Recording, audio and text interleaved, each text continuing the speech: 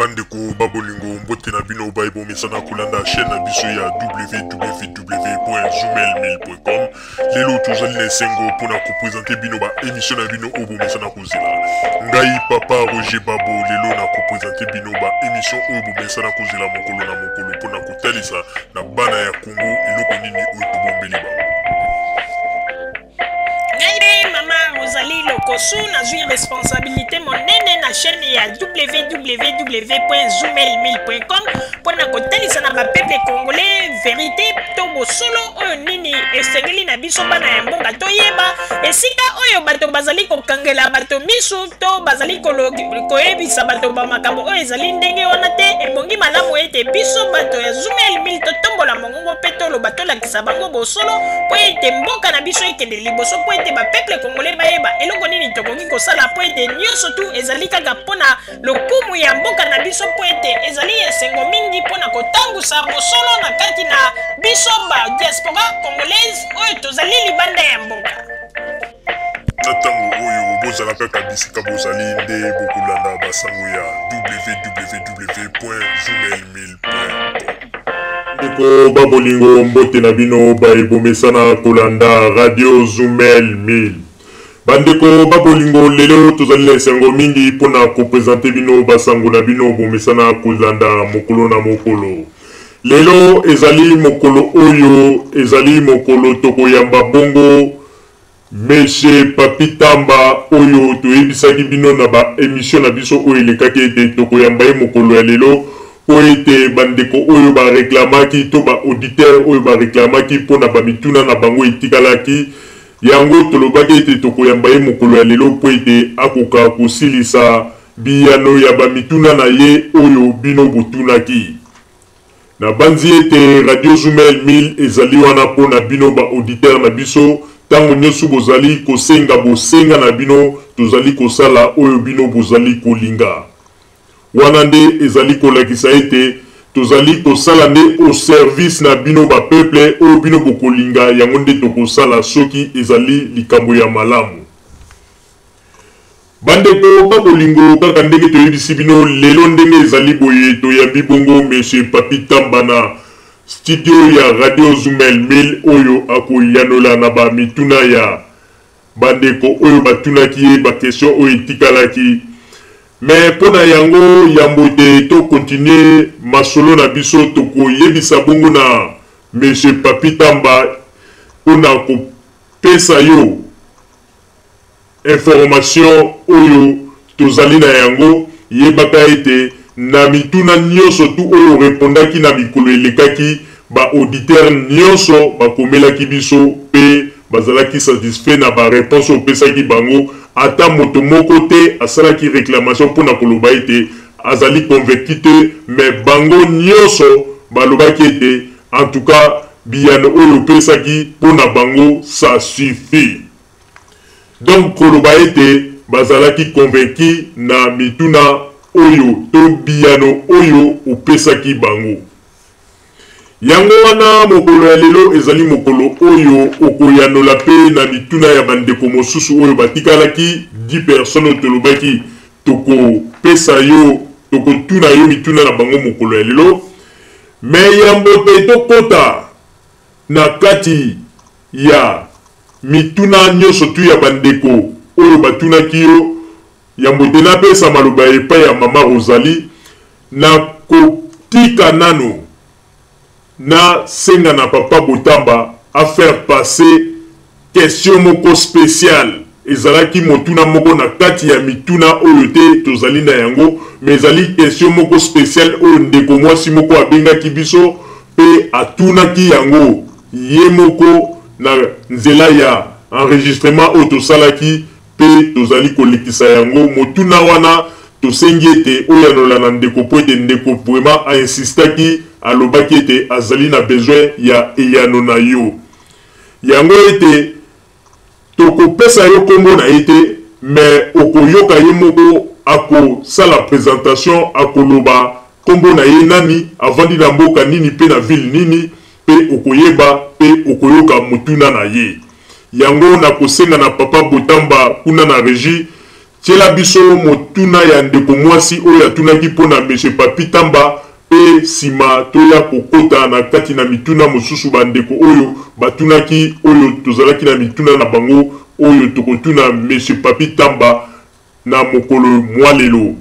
Na yango nasengi na Papa Botamba na pesio bongo accès po ete motuna ya ndeko mwasi atunaki okoka kolekisa yango po ete monsieur Papi Tamba ayeba na koyanola ye. S'il vous plaît, Papa Botamba. Bonsoir, bonjour Papi Tamba. Donc naza Laetitia Nzanga na France, na ville ya Strasbourg. Voilà, donc question au Naruto Nayo. Et ça par rapport à la dernière intervention au Salaki. À propos, il y a une voiture qui est pour l'instant interdit de circulation. Donc question par rapport, il y a tout le monde na kin, enfin na Congo tout le bas, voiture ils allaient volant droite et gauche et circulaire à kuna. Donc pour Nangai, je pense pas que Mboka éco dans la voiture et il y a nigno et la circulation, enfin voiture il y a gauche na droite et circulaire à Mboka wana. Et je pense que par rapport à ça peut accident cause à la parce que par rapport à volant gauche droite, je pense que priorité peut changer et entraîner peut accident et belé. Donc voilà des questions nangai, est-ce que le gouvernement peut, est-ce que Kanisa ou bien peut-être qu'on a qui ne dérange à rater, mais en tout cas ngai vu qu'en fait na kola pa donc na monango bizarre kembo comme bimba voiture est à la gauche na droite et circule à na kuna. Donc voilà des questions nangai. Voilà. Merci. Oui, Papa Roger mbote na Papa Roger mbote na Maman Rosalie mbote na Papa Jacques Botanda pe mbote na auditeur nyonso ya Radio Zoom 1000. Eza sengo d'abord na kacha motema na ngai ya honneur oyo bo pesi ngai ya ko meka kozonga lisusu na espace oyo pona meka ko limbola ndambu oyo ya mituna bandeko ba wi ko tuna ngai. La première chose, je tenais déjà à remercier auditeur nyonso émission to leka ndeboto ipsangai ke ba réaction ezalaki. Si les gens ont pensé ba miko pesa vraiment honneur ya penser que ba argument oyo na mega ko yebisa bongo miko convaincre bango. Da yebisa bongo seulement que bravo à la démocratie. Démocratie de sengi ke to sololaka et sengi peut ça la échange ya ba vue pour qu'il y ait beaucoup plus de vérité kotika mandambo lokuta.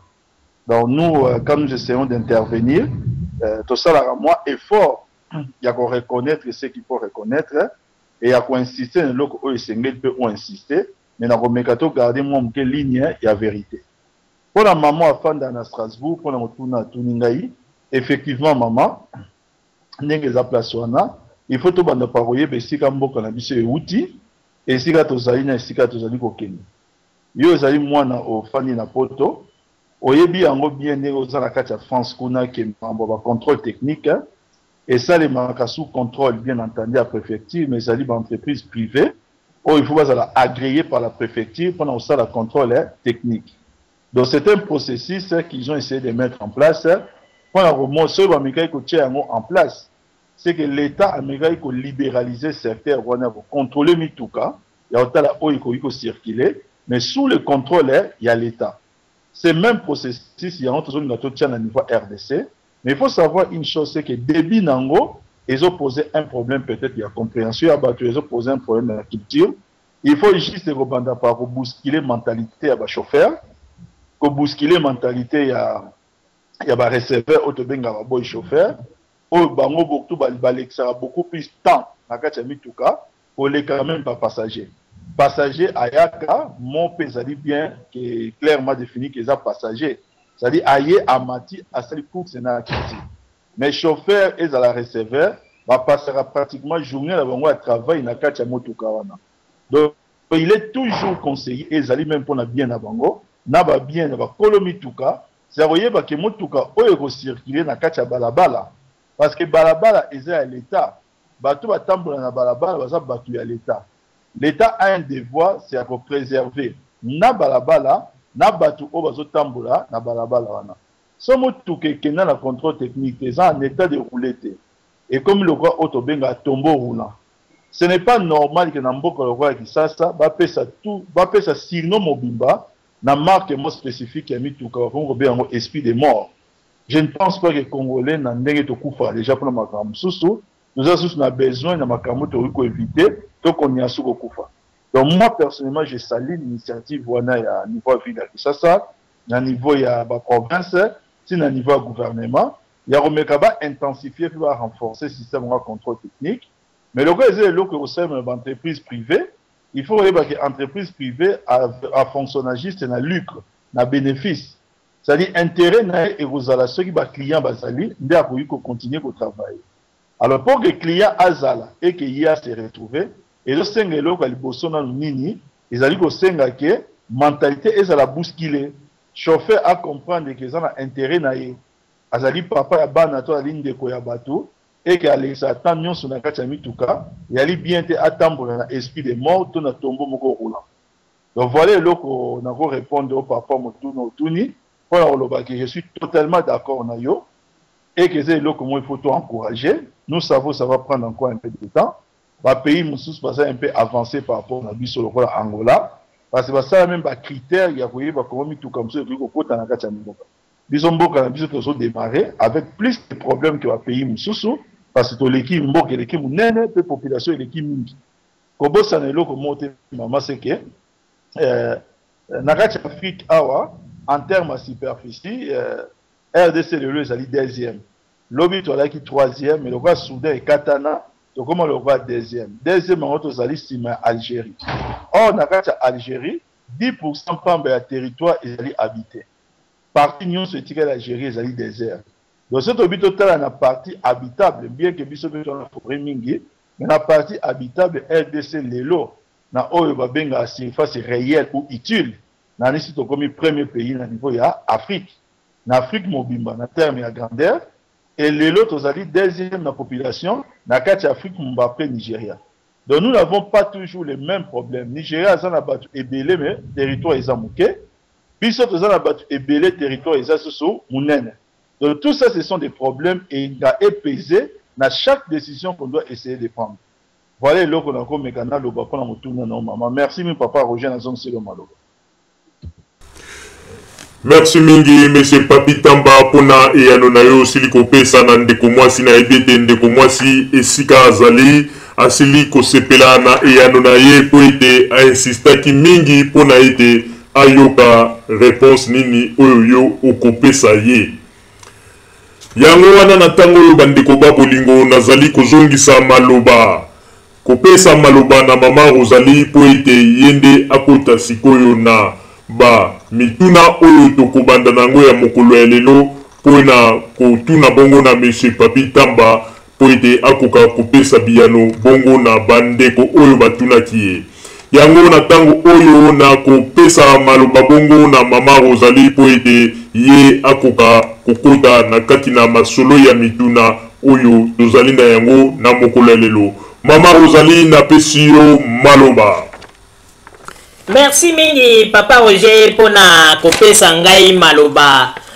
Na banzi ete lelo ezali mokolo oyo ndenge tolobaka tomesana koloba tango nyonso ete mokolo ya lelo ezali bongo mokolo oyo monsieur Papi Tamba akoti na kati na monoko na ngando oyo soki ole otondi te bandeko na motuna bakotuna yo soki okoki te obandi kotata bana ezali pasi mingi pe mokili egangi pe mokili eseki mais ndenge toyebeli monsieur Papi Tamba oyo ezali déjà domaine na ye na yebi ete ako yanola na bamituna oyo bandeko batuni ye pe ako satisfaire ba auditeur na biso mokolo ya lelo na biyano oyo akopesa bango yango wana tokoti bongo na motuna ya liboso ezali bongo motuna ya mama Juliette Okala. Mama Juliette Okala avandi bongo na ville ya Erten na mboka Allemagne. Mama Juliette alobi boye. Alobi tango nyonso nalandaka na internet na monaka ba émission mingi lekaka na Congo.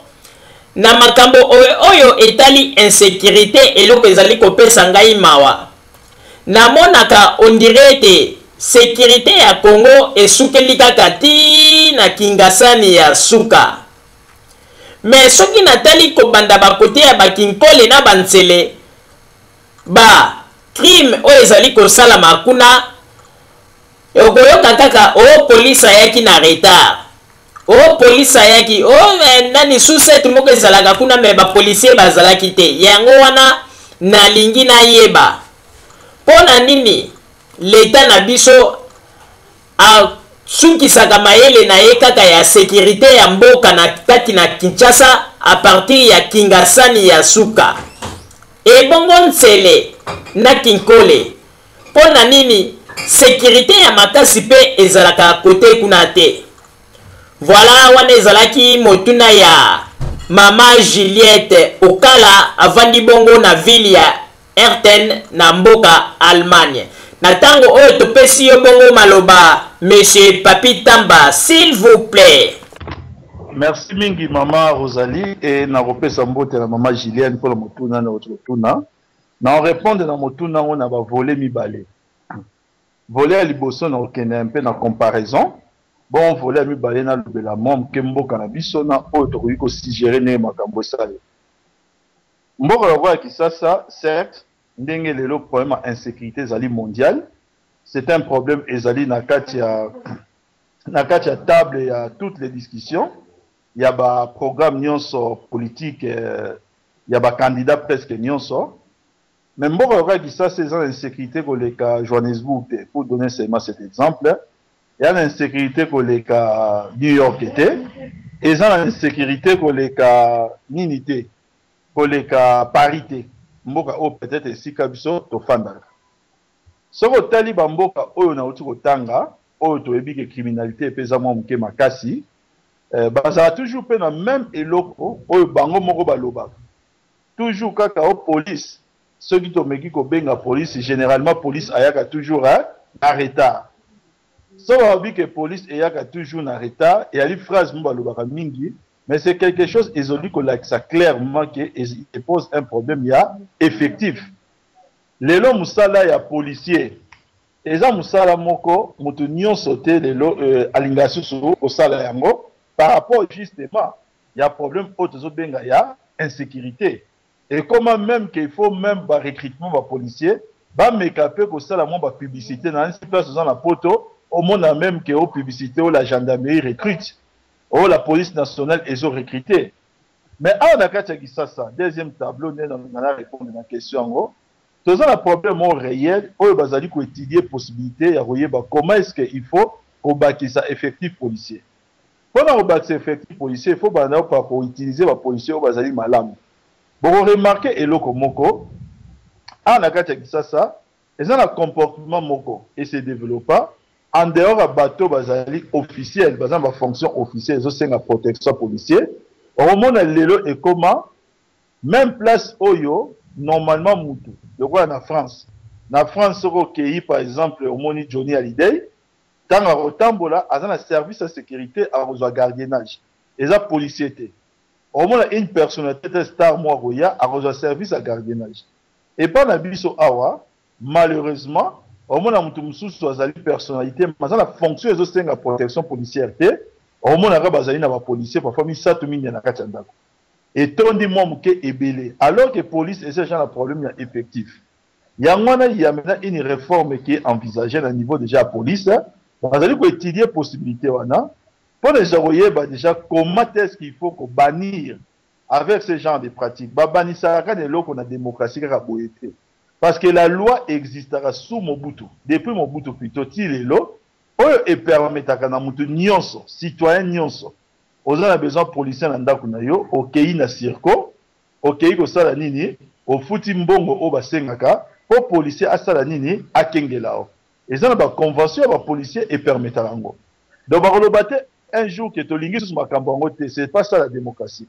Il faut passer par quoi? Abroger loi wana.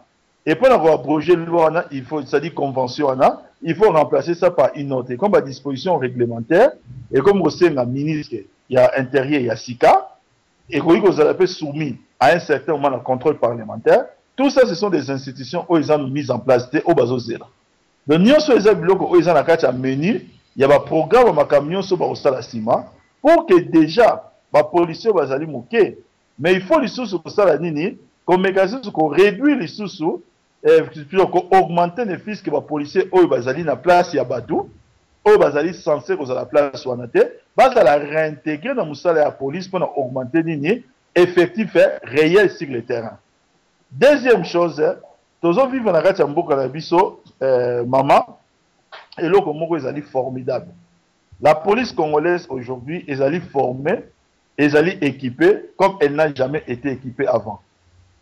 Tous on vivent et là comme on a ce pendant ma casse. On remarque binomoko. Tous on traverser zone moko trouble ma casse par rapport à l'élection présidentielle. Tous on passer vraiment une période où ils allaient très très très difficile. Dans la période où on a passé, Bamboka Moussous, tel que l'ambassade de France, il y avait déjà des stands au niveau de l'ambassade, si au niveau de Brazzaville, pour accueillir les Français, les Mboka et Pelimoto, les Français, les accueillir pour évacuer Bango. Bango m'a accueilli les stands, après ils étaient obligés à Longolango parce que la police a fait un travail remarquable. On a, à part le montage et Batubasala, on n'a pas eu à déplorer des morts. Parce que les policiers sont formés. Par exemple, ils vont peut-être dans ma traque kaka, par exemple, ils vont peut-être mis tout que ça la circulation, bah ils vont aux autres en chaîne plutôt, pour sécuriser Mboka. Tout ce que les gens avaient prémédité et ça limité parce que la police est équipée et la police est formée. C'est clair que nous répondons à nos problèmes non sautés, mais c'est déjà un état d'avancement. Il faut maintenant que souhaiter si effectif policier, qu'on utilise chaque policier, ou à des cicatés à Moutou, il y a des musiciens par exemple, soit policiers au foot en circo, il faut qu'on casse les possibilités pour que les agents en sécurité et que les policiers aient une mission où ils ont dévolé pour naïe. Les policiers ont une mission, il y a investigation, il y a interpellation, il y a une place où une mission où ils ont essentiel. Voilà mon tour dans le et plutôt réponse dans le maman Yangoana. Merci pour mon tour dans. Deuxième question, Ezali Bongo Motuna Yandeko Honoré Kakoma. Monsieur Honoré Kakoma avant di Bongo na Vilia, Londres na Angleterre. Monsieur Honoré Kakoma à Lobiboyi. Nalandaki na mikoleleki na site ya Lingala Facile oyo ya monsieur Zakari Bababaswe na monaka tango ya avant ba élection bato ya opposition batindaka bana ya kuluna bakindaka kobebisa tracteur na ba matériel mosusu ya misala ya 5 chantiers. Alors, ngai na lingi na tuna na monsieur Papi Tamba. Depuis to monaka likambo yango na ba image na internet. Sécurité to la police ya mboka. Azwa ba disposition nini pona bato oyo basalaki ba criminalité wana. Oyo bakendeki ko bebisa ba tracteur na ba matériel mosusu ya misala ya 5 chantiers. Parce que na koki ko comprendre te ndenge nini ba politicien na biso congolais ba komi ko kotisa ba problème politique pe na ba bien ya mboka oyo koki ko servir mboka ba komi ko bebisa yango. Ezali kaka na Congo nde tozali komona ba makambo ya boy. Yango motuna na ngai na réponse na lingi na yeba. Est-ce que ba auteur ya ba crime wana bakangaki bango to bakangaki bango te? Soki bakangaki bango bakoki lelo kozala wapi na prison to bazali en liberté. Voilà wane ezalaki motuna na ngai na lingaki kotuna na monsieur Papi Tamba. Voilà monsieur Papi Tamba wane ezalaki motuna ya monsieur Honoré Kakoma avant du bongo na ville ya Londres na Angleterre atuni na yo na tango oyo topesi yo bongo maloba s'il vous plaît. Merci mingi papa Honoré pour notre tour ngai et là mon tour moko est très important et na niveau d'explication ngai je pense qu'il n'a aucun un peu au-delà pour na mettre ça yo au-delà même de Mikambo Oyotuni. Eza pasi, ezali mawa, makambo o na mboka na biso vivaki pendant la campagne présidentielle. Na reparler na yo d'abord expérience personnelle avec Rokoma et Sika Oyo Yamotuna na. Oyebi pasi ya batuna kisasa, les gens aiment en parler, mais batu balingi pe ko exploiter en na ndenge ya mabe. Bande ko na biso oyo ya parti na biso ya papa Etienne Tshisekedi. Nandambo ya bato o bazala na kati balaki na obsession moko pendant que biso to bandaki ko préparer élection ba on bandaki ko préparer contestation lelo nzambe alingi tellement Congo pa alingi président Kabila mingi ya monde ba plan bato nyonso oyo ba échouer. Est-ce au ndima que avant la veille ta ba ki ba proclamer le bosso ba résultat le 6 décembre. On a zone l'obéléron de Konangai ezali expérience vécue personnellement. Il y a eu des gens, ezali na batu bakotaki à partir du 4 décembre 2011 na Kamombele. Kamombele na nsi boyebi ezali côté musika ya limité milité. Yalaki fief moko mingi ya président na biso ya papa na biso Tshisekedi président IDPS. Bakoti kuna pona osala ni ko pesa bana wana basombeli bango liboso ba machette. Basombe bango apesi bango mbongo mpona kosomba ba carburant ndenge eza ba essence mpona kosala ba cocktail molotov mpo mokolo oyo ya le 6 babima mbala moko lokola bango bakanisa ozala proclamer le 6 réellement babima mbala moko bapapa ya machette babwaka ba cocktail molotov mpo mboka esala nini epela moto. Petit moko azalaka kuna petit yango azalaki mpe mwana kuluna na kala mais abota aza na mwasi na bana misato. Petit on a fandi abi non. Ali petit ayebaki ngai par les trichements ya mutu. Abi en tout cas ndenge za place wana biso makambo o to tolérer yango te parce qu'après tout ba tozo kufa pe kaka biso moko. Ye moko petit yango pe litoi na ye ayiki na cicatrice ya machette azwa na kala. Petit yango asani ayeko dénoncer. Ayeko en tout cas biso ne tozali boye tolingi na biso susu makambo oyo te. To se retrouver groupe moi au moins 10 personnes, tous en la possible ou que la télévision, tout dénoncer ma cambouana. Si vous avez la RTNC, vous se rappeler que la date est le 5 décembre, si j'ai bonne mémoire, la pétition est le cas qui na RTNC, bana ya Kamombele, moutale qui sait bango, et zala qui ngai.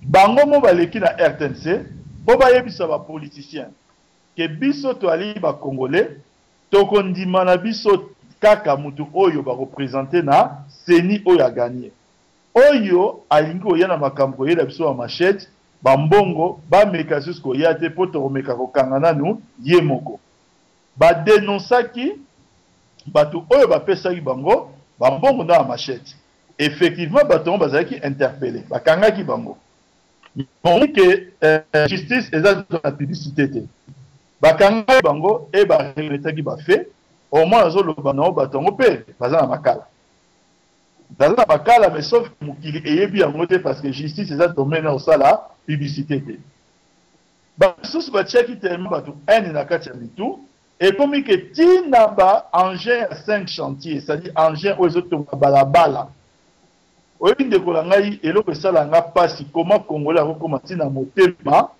ya mabe na eloko oyo etongami to ezosalema mpona bien na yo moko.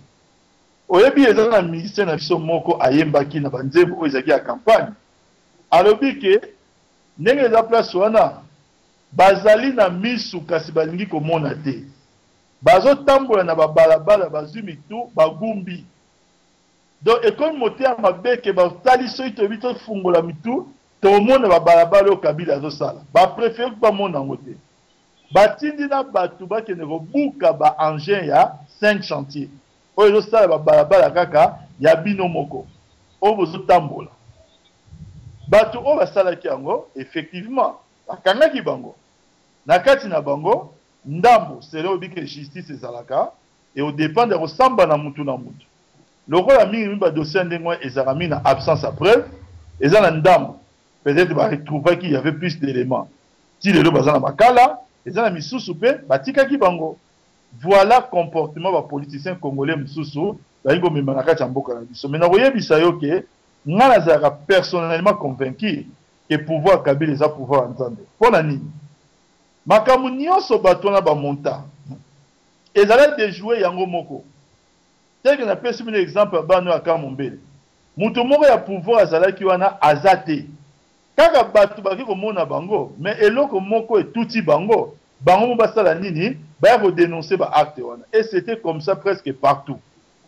Yango ozomona lelo ke échec na bango ba connaîtraki au lieu que ba bongo la mitema ezo connaître batsa monter ya mabe pa na bango.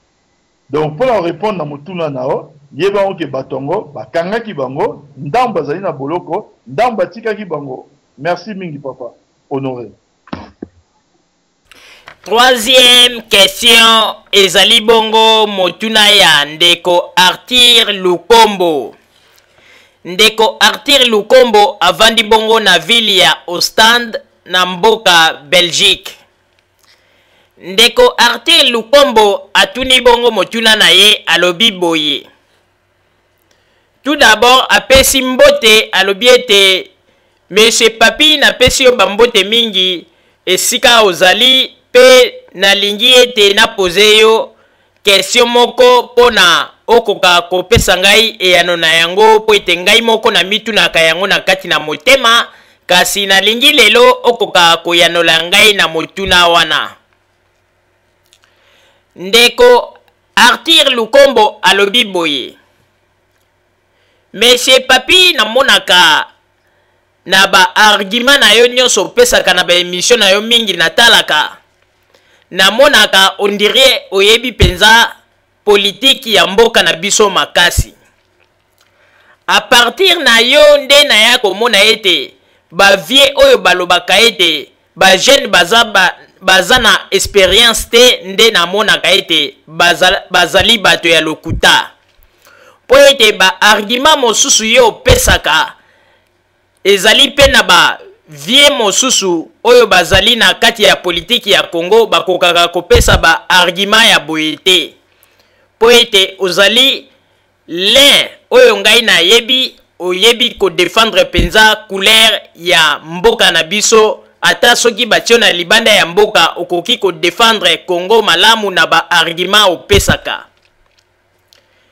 Na koki koloba ete na bato oyo ngai na yebi oyo bazali na ba argument ya kitoko bapesaka ezali yo pe honorable Francis Kalombo.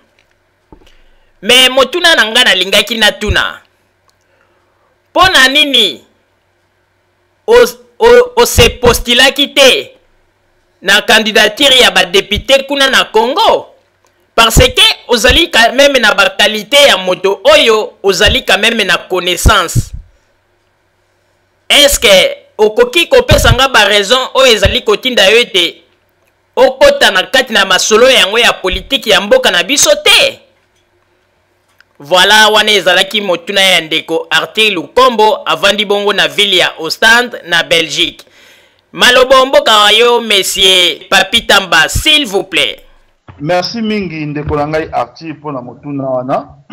D'abord merci pe pona moi portrait mon élogieux mais ko sa elangai donc na remercie mingi par rapport na yango. Omoni politique et sengaka kota la réalité.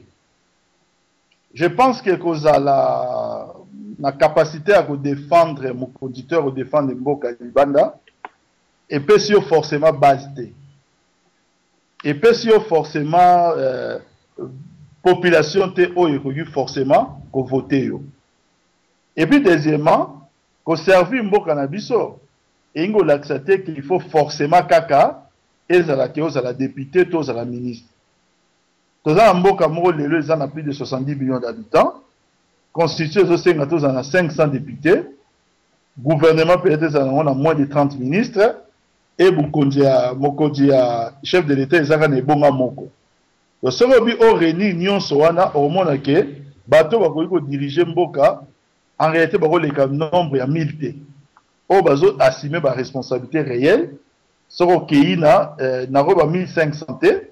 Pour ce bio na ba Sénat bloko nyonso na ba cabinet nyonso ba gouvernement en tout cas je pense que ba les 1500 bato esengeli ba diriger Mboka Mais biso to 70 millions. Ça biso nyonso to comme koloba ke to lingi forcément to se retrouver pendant la 1500 et au ça encaquement. Il est vrai que ngane naza boye naza na mwa musala mingi na lingana na sala ezali beaucoup plus na niveau internet na ba réseaux sociaux pour na nini. Boko remarquer eloko moko. Eloko boko remarquer c'est que l'okuta ba montage intoxication et comment la norme et pas bande qu'on a biso oyo to benga ba opposant to oyo to benga ba combattant. Bota la bino moko pendant période de campagne présidentielle et dira qui 1 mois. Devo actif pendant 1 mois na tala na niveau internet. Nazo pesa exercice wana. Ce qui côté à opposition na bato ba bibengi ba combattant. Omengi ko laksanga mutu moko na bibi balete. Moko qui a essayé pendant campagne. Il a représenté biso vision. Il y a un candidat na bango, en l'occurrence, candidat principal Etienne Tshisekedi, il y a remonté dans le problème de bango, c'est que nini, ceux qui baillent dans le koutate, pour le Kabila, là, baillent dans le montage. Ceux qui vont monter, baillent dans le comme sous. Mais mon côté à Fanda, bon, mon à l'équipe attend à Zoom 1000, à l'équipe attend à la chaîne mon concurrente, ou même dans Internet. Aïe na ekaka kolobaki peuple congolais bo voter Tshisekedi pour la nini ta la vision na yango ya bani ko expliquer mais na inde konabino na ndenge biso nyonso tozali na kati ya majorité otomeka osala musala wana to le kambala ebele ezala na internet ezala ba réseaux sociaux pour la nini kolinga ndeko expliquer kaka révolution de la modernité c'est-à-dire vision ya nani ya candidat na biso. To sala montage à mon côté, to finga mutu à mon côté, to meka ko trafiquer image à mon côté. Bon meka bo la tsangai un jour image onga papita mala trafika. Batwa ba komati na niveau ko trafiquer na site aseni. Siko to kento réfléchir moi muke musika. Est-ce que nzamba roza na batandenge wana? Parce qu'ils n'ont que des valeurs négatives. Ça va fingité ba kosi. Nyonso eza nini masumu. Soki bakosite ba menacer. Ba benge nini lisumu. Mais en face tozali na koyebisa eloko moko ndeko nanga eyelinga na mutu. Na osenga va peuple congolais à comprendre, je vais les révéler publiquement. Tango na période de campagne. Chef de l'État mukolo akomaki na Lubumbashi. Mukolo akomaki na Lubumbashi. Biso ezali na tongo nango soki bo se rappeler président IDPS papa Biso Tshisekedi afingaki mokonzi mboka abenge fumeur de chanvre abenge un vulgaire escroc parce que ye campagne na ye abanditi esili to tso yeba programme te yaiki état de droit mais to yebi état de droit ngote loko nini ezali na kati musala ne zalaki ya kofinga partout azole biso pepe biso mwakanda. Mais finalement, papa, on peut tout le temps que tout le monde a comme exagéré. Na pourquoi nango? Tu as une émission à 20h na télé 50. Tu as bien entouré de 5 journalistes. Émission tu as les lots. C'est moyen que ça là, tu as la carte de campagne. On permet de aborder certains aspects concernant papa Biso Tshisekedi. Tu as une révérend pasteur Mokolo Tambola. Na honorable Yves Kisombe à l'époque, bien entendu, avec nous honorable. Ça y est, biso misa toute une émission. Na robon beloten de konangai, to kende ki na moi kanda na motema, pour te montrer qui trop c'est trop.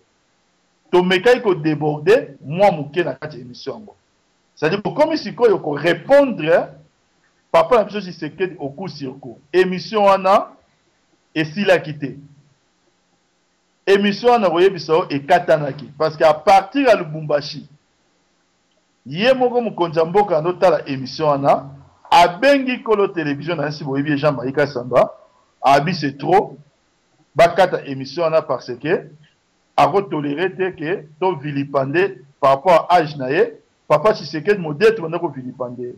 Voici un peu la personne au biso nyonso to cette to fait sa confiance son éducation ata ba fingiye alingaka biso bato mususu to finga mususu pe makambo to salaka to zela mo mwa blanc so boye bakate Parce que jamais boyoka Kabila finga, jamais boyoka Kabila esika keo aloba mutulika moka mabe, et malgré que yeba takake tout le temps, biso e comme on peut ça biso kanda au mona air moko au déborder moi mouké.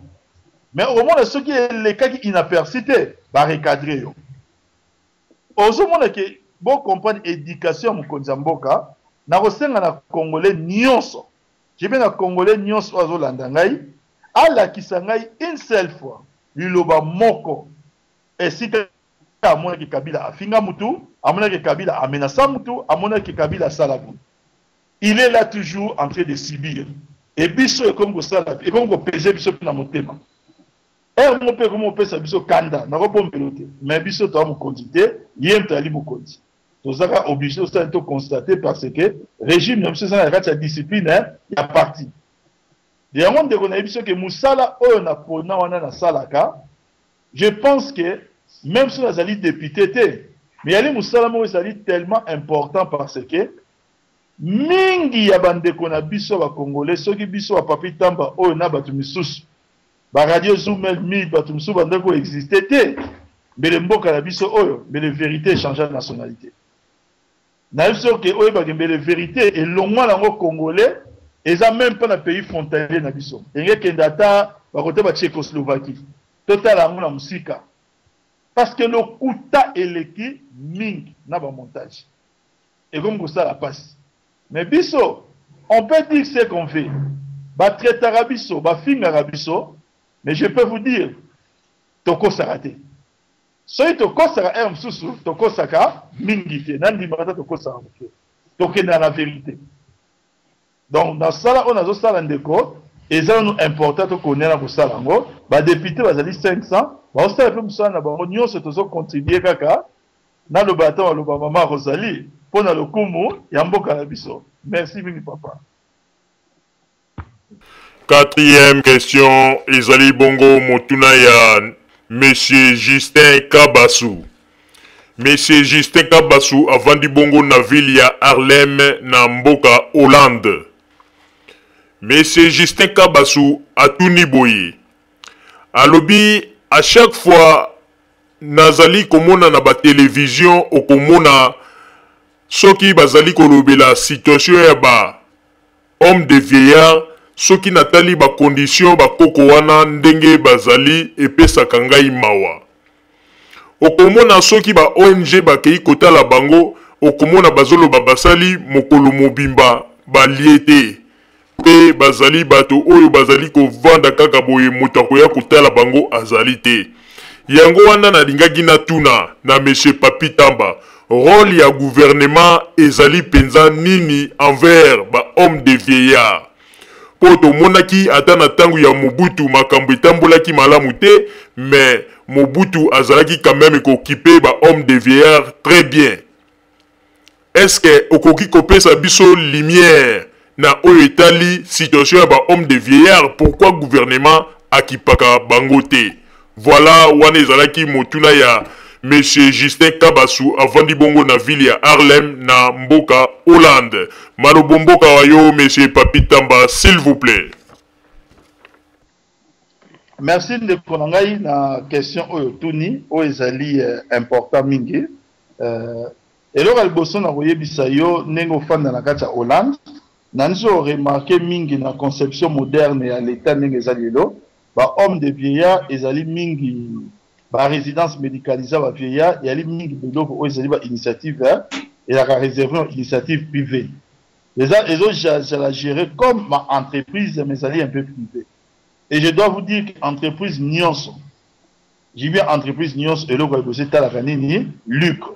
C'est-à-dire t'as toujours un bénéfice. Il y a d'abord une mentalité. Non, avant qu'il n'y ait pas conséquences sociologiques. Mentalité où ils allaient pas mondelena où ils allaient pas nabiso ils ont des mots. Et pas nabiso déjà sur au méga au sala et le kwana ils ont passé et marché en tant que privé. Pourquoi ils ont passé marché en tant que privé? Parce que Congolais azana habitué à kufa na maman na papa na ndako. Ils ont toujours mal vu. Il y a papa na maman na yo bakoli bakomi moi vieux on a homme de vieillard na quartier ba totalo misomabe na famille pe Ça, c'est une première chose. Maintenant, au niveau de conditions sociologiques, il faut remarquer ceux qui ont eu moins de temps, mais quand je me suis dit que vieillard, on voit que la plupart des hommes de vieillard, ce sont des gens déjà à la base. Peut-être bazangi moi batu mingi mingi et comment transformer dans orphelin na nino yo ya ba veuve ou au moins ya ba veuve la plupart des cas ba situation na bango ezali terrible été yali terrible été ningi aux appellations et qu'il faut qu'il y ait un sens ya amélioration. Ça nous sommes totalement d'accord là-dessus. Donc yango zo mona ningi les appellations là que il faut maintenant bisoto mekato mekako souhaiter à ce que gouvernement oyo ekoya et meka état na niveau affaires sociales et meka ko revoir un peu moins problème wana parce que le corps bazali bato bazali accueillir un homme de vie en tant que vieux statut ya mutu azali reconnu kuna yali statut ya mutu oyo azali reconnu na INSS. Ça veut dire que so ezali l'état yali mutu oyo qui a commencé par contribuer dans sa vie et ça initiative privée. On a niveau de contribution à la vie na INSS monnaie na biso et connaître d'évaluation ya makas. Problème de la retraite de fonctionnaire, ils ont posé un sérieux problème. Donc, niveau de calcul, na bloc et belé à Mbongwana, et comme que c'est le gouvernement et mécano s'est dépassé. État la caca, Babilo ko a dépassé. So bi état la caca qui yo droit à monter montant tel, à cotiser année tel, à salaki boyer, il va repercevoir montant tel, à un homme de vie pour na boyer. C'est clair que vu que bloc est très insignifiant, la condition bâton et aux ala favorable. Le cas tu as dit que pour le privé, il faut qu'il marche mingité parce que la mentalité zone permettre à noter. Il faut juste le gouvernement maintenant à mettre en place une certaine intelligence. Alors il faut créer une taxe moko spéciale et c'est la juste pour pouvoir financer genre il y a une opération à modèle wana. Sauf autant il y a un programme à chef de l'État, la révolution de la modernité, il a fait allusion à tout cela. Alors que nous voulons faire de notre pays une terre de paix et de mieux-être. Dans la terre de mieux-être, il a une vision pour la personne à troisième âge.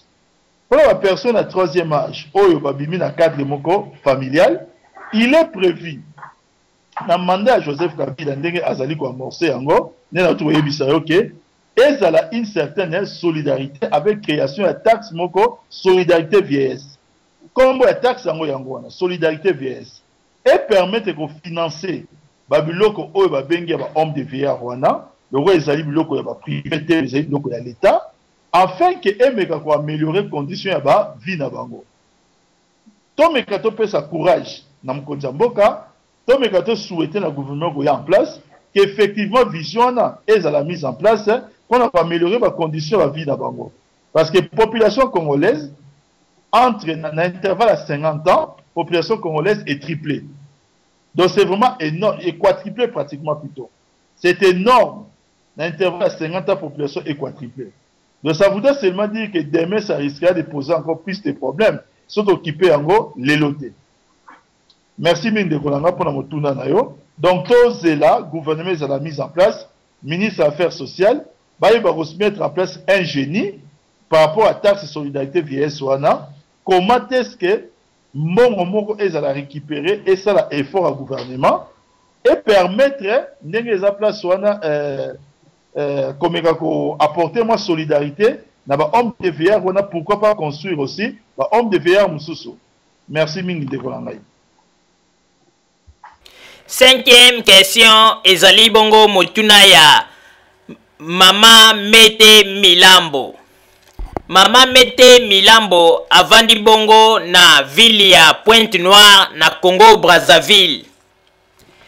Ndeko mwasi tout d'abord apesi mbote alobiete nazali kopesa mbote na équipe mobimba ya Radio Zumel 1000 Papa Roger, Mama Rosalie pe Papa Botamba bozali bae oyo na sepelaka mingi kolanda bino awa a partir ya Pointe-Noire soki nazali ko consulter internet nazanga kate koyoka une ou bien des émissions ya bino ya Radio Zumel 1000.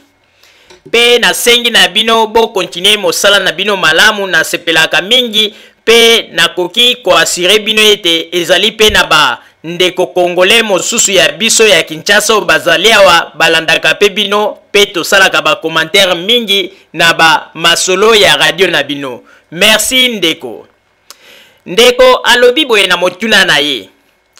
Alobi à chaque fois amonaka na ba information mingi epesamaka okomona tango mosusu moto na balabala na quartier esika bato bavandi okomona afungoli faux septique na ye salite nyonso tu ebimi pe solo wana ezali ko indisposé bato nyonso tu na kati ya quartier. Alobi ngai navandi na Congo Brazzaville malgré mboka na mboka ezali na ba défaut na yango mais na Congo Brazzaville natikala komona te esika bato bavandi moto azwa priorité ya kofungola faux septique na epe kolekisa mai ya salite na balabala pe solo wana indisposé bato. Nalingi na yeba tango gouvernement na biso bakonzi ya gouvernement bamonaka babiloko ya boye. Sanction nini bazwaka pona bato basalaka babiloko ya ndenge ya boye. Po ete ezali pasi pe mawa komona mboka mobimba oyo bato bavandi na kati ya capital mais oza komona makambo ezali kosalama ezali kokamwisa. Yango na nalingaki natuna na monsieur Papi Tamba etanke ye mwana ya mboka congolais ye moko na makanisi na ye akanisaka nini pe eloko nini bakonzi ya gouvernement balobaka pona bato ya oyo bazali kosala ba acte ya ndenge ya boye na kati ya mboka na biso RDC. Voilà wana ezalaki motuna ya mama Mete Milambo avandi bongo na mboka Pointe Noire na Congo Brazzaville. Malobo mboka wayo Papi Tamba s'il vous plaît. Merci mingi mama pola motuna na ochotuna. Yambona kende musika na kolimbola motuna na ochotuna. Eloko liboso na koyebisa oyeba ke population ya Congo Brazzaville nyonso mboka mobimba place ozofanda population na mobimba ekokota 2 fois na kaka ville ya Kisasa minimum. Pour expliquer yango bien kaka population ville ya Kisasa ekokota 2 fois na Congo Brazzaville. Non, ezali double minimum ya Congo Brazzaville ya mboka mobimba. Ça veut dire que les problèmes ne sont pas pareils. Dans il y a un code d'hygiène qui existe. Infraction contre les lois hygiène existe. Est-ce que vous pensez que il vous a la possible de remettre chaque agent hygiène, par exemple, dans coin à chaque balabala? Tout à l'heure, non pas ces maisons, et belé. Alors, par rapport à cela, qu'est-ce qui serait mieux à faire? Est-ce qu'il faut qu'il y ait un sens?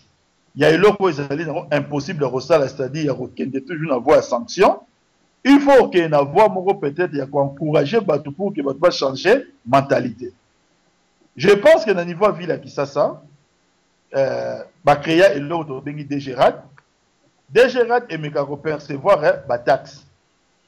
Nakati ba attribution na ye, c'est-à-dire na ye te plutôt nakati ba mbongo oya collectaka na niveau de répartition nango, il y a une bonne partie de l'eau et comment affecter dans secteur nini, il y a hygiène. Yango lelo comment komona ba balabala, sozo le kana balabala place muso mona bazokomba, sozo le kana place muso mona au service à hygiène, ba mikai ko le kaba ramasser ba poubelle, bien que ça une terribilité. Kinshasa a inséré problème maman. Et c'est qui construite avec une capacité d'accueil à 1 500 000 personnes. Tabatonga Kisasa. Capacité d'accueil, c'est 1 500 000 personnes. Les lots Kisasa, c'est comme pratiquement 11 millions d'habitants. C'est-à-dire multiplié par combien? Par 7. Donc, et là, Batonga qui, pour la mécaropée, c'est une explication bien à un exemple. Les lots, ils ont l'hygiène ou les célibataires. Aux unes d'accord, salon na ba chambre mibale. Pour la yo makamnyo sinanda ko ça normal. Lobby au bali, comme occuper chambre na mwasi. Ezali normal. Lobby nango oboti. Moi na moko, ya occuper chambre mususu.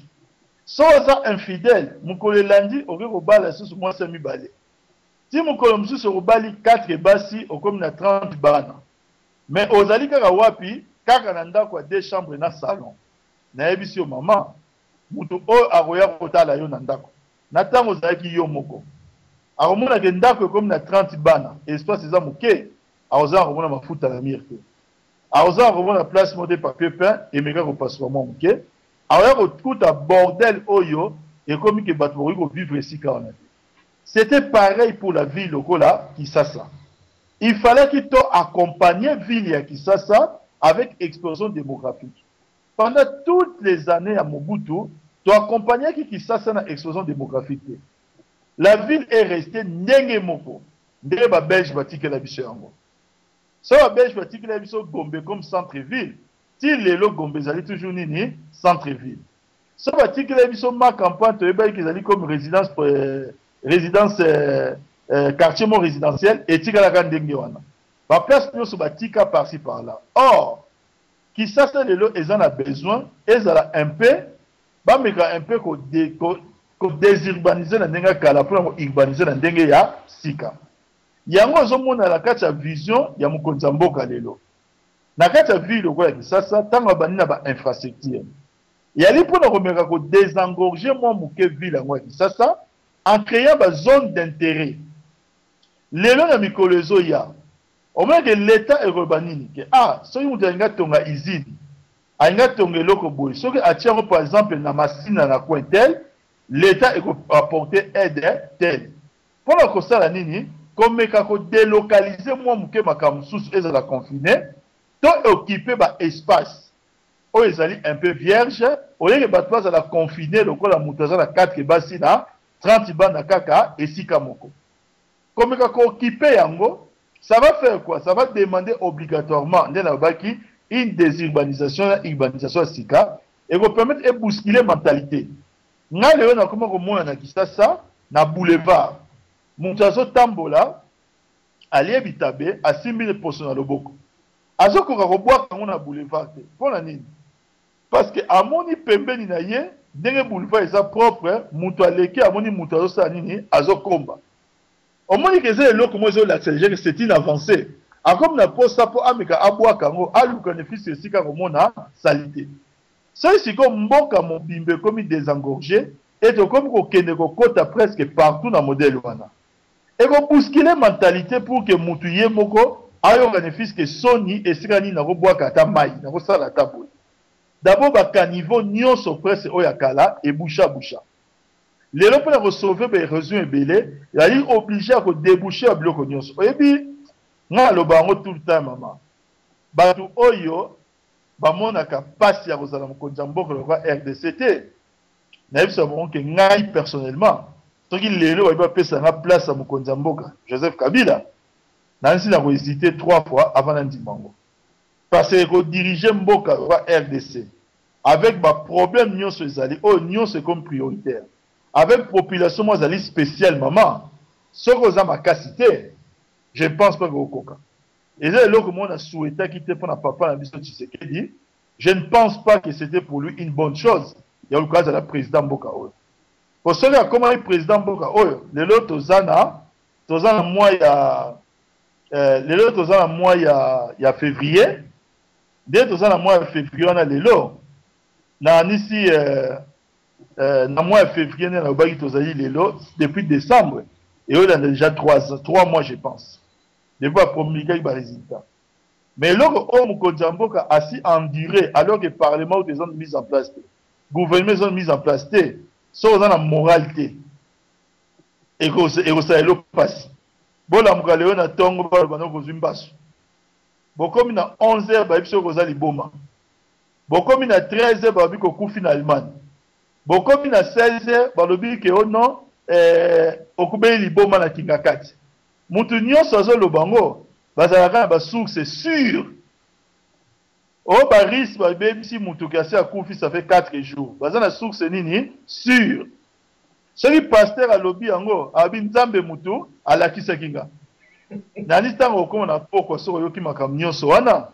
Mutu no ebeti mo mko meli mo comprimé. Mboko eza facile à diriger.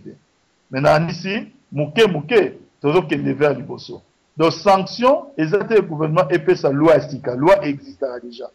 Maintenant, na émission, on ne jamais poster agent hygiène à chaque point à balabala.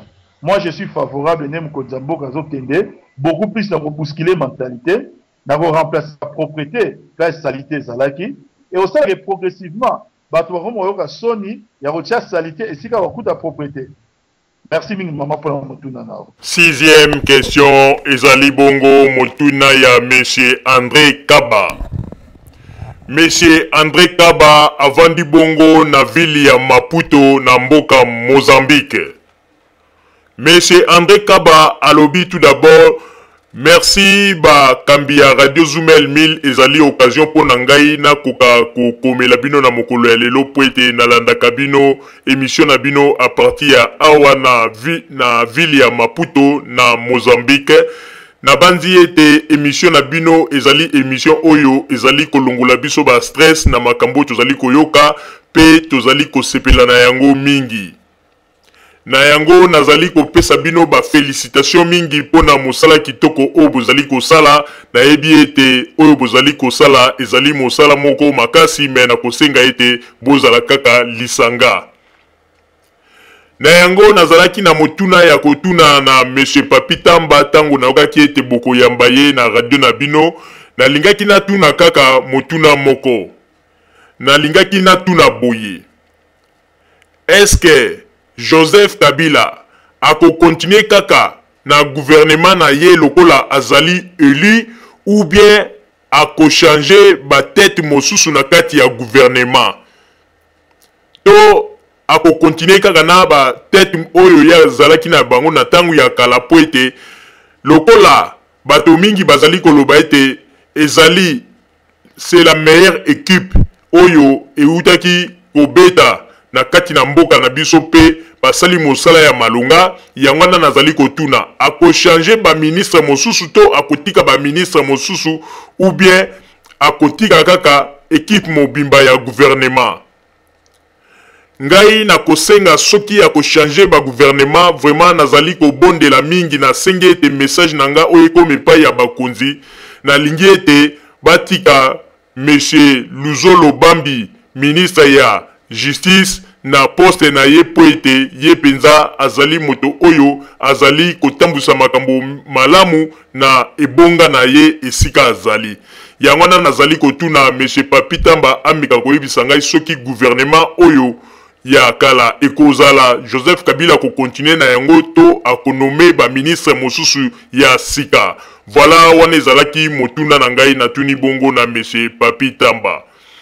Voilà wana ezalaki motuna ya Monsieur André Kaba atuni bongo na Monsieur Papi Tamba. Monsieur Papi Tamba malobo mboka wayo s'il vous plaît.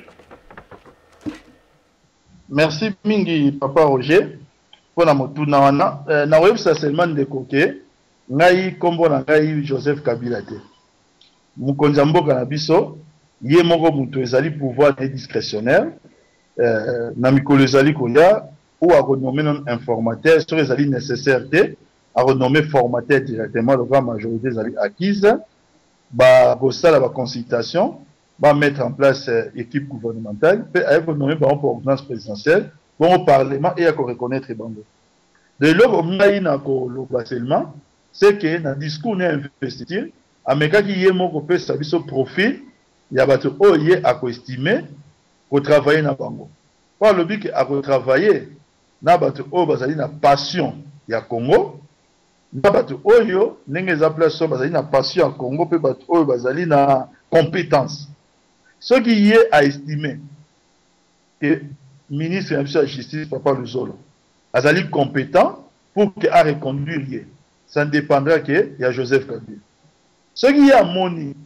qu'il faut remplacer Mtumsusu et au dépend de kaka na ye moko bisotori na régime moko oba benga la discipline à parti c'est-à-dire nous sommes dans la majorité en faisant confiance na mutu oyo biso nyonso toponaki azali à la tête à pays parce que ça qui est confiance to ça confiance sur la décision au ya besoin nous ne pouvons que constater de là on a vu ezali yangwana ye moko peut-être avec son équipe restreinte ba yebi qui répond à ba profil ya ba oye apesa qui na kati ya discours ni investiture.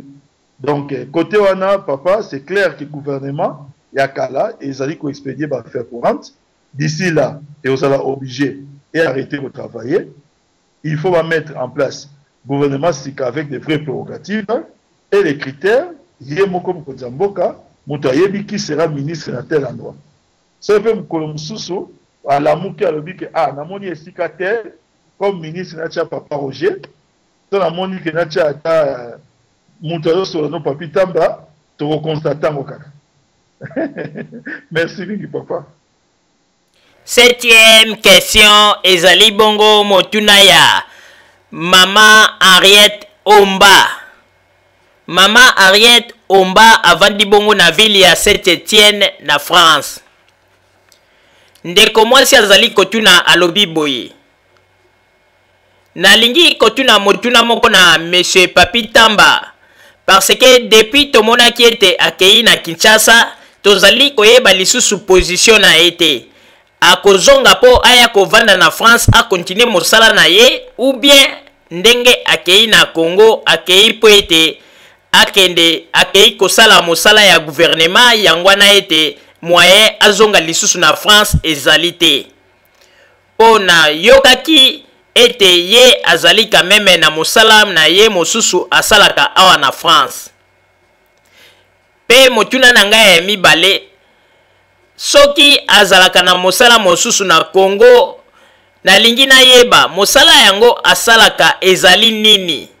Parce que namonaka ye azali kosala na kati ya gouvernement te, mais azali koloba makambo mingi oyo ezali makambo ya mboka na biso ya Congo. Yango nalingi na yeba mosala nini oyo yasalaka na kati ya mboka na biso oyo namonaka chaque fois azali kosala ba intervention na ba télévision partout. Po ete awa na France toyebi quand même que azalaki quand même na mosala na ye. Selon ba dire ya bato toyebi ete azalaki chef d'entreprise. Mais kuna na Congo asalaka nini? Yango wana kaka motuna ngai nalingaki na yeba soki azali na kati ya gouvernement asalaka comme conseiller ya ba ministre ou bien to ndenge nini. Voilà wana ezalaki motuna ya mama Henriette Omba avandi bongo na ville ya Saint-Étienne na mboka France atuni bongo na Monsieur Papi Tamba. Monsieur Papi Tamba malobo mboka wa yo s'il vous plaît. Merci mingi mama. Et c'est mon mingi au monde que on peut se préoccuper dans la vie na ngai. Effectivement makambu mingi olobi eza lokutate. Ma mingi olobi ezali ya solo. Effectivement la fin de la France.